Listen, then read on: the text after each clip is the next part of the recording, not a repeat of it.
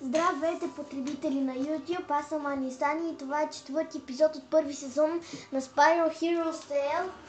Но тук бяхме стигнали, мисля, не знам. И това, което ще направим, е да ви отведа в новия свят.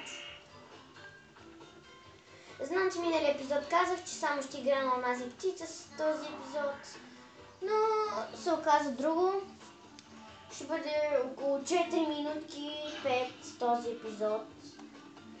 И пак ви казвам, ако завърша преди да кажа довиждане или или така, значи ще продължа. То, ако кажа довиждане, не значи, че няма да продължа, но просто ви казвам, че това означава, че нищо не означава, просто спира. И така. И пак ви напомням да се абонирате за мен, за Хенчо и там за баба ви Костелинка. Не! Умрях. Хайде, зареждай се по-бързо, нямам 10 минути, нито 1 час. Хайде. Атай. Дано виждате добре и да не виждате половината екран, надявам се.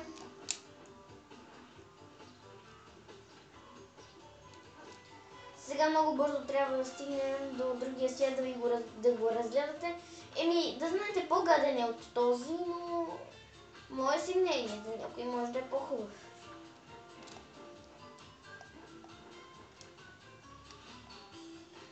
Съм превъртявала тази игра. Всъщност не съм я превъртявала, играя в един друг свят, който съм си само аз. Една част ми е трудна, сложна. Напишете ми в коментарите, ако някой е играл тази игра.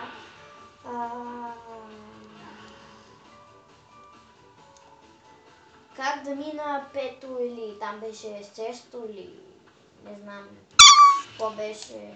Ето, това е новия свят. Опа, чакайте, че забравихме.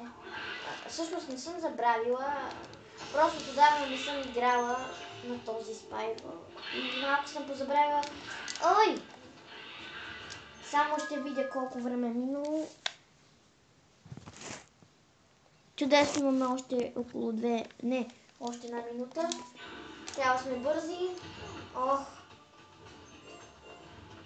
Ето, това е новия свят. Айде, моля ти се.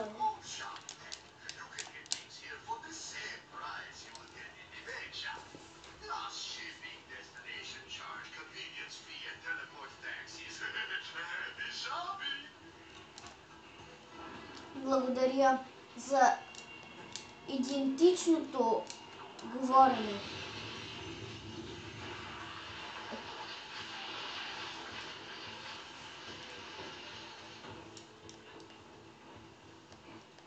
И през тази една минутка трябва да свършим. Сега ще видим колко е минало.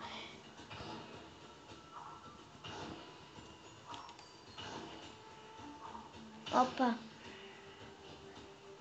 Трябва да спираме, за жалост. Съжалявам. И до следващия път. Чакайте малко. Да се наглася малко камерата.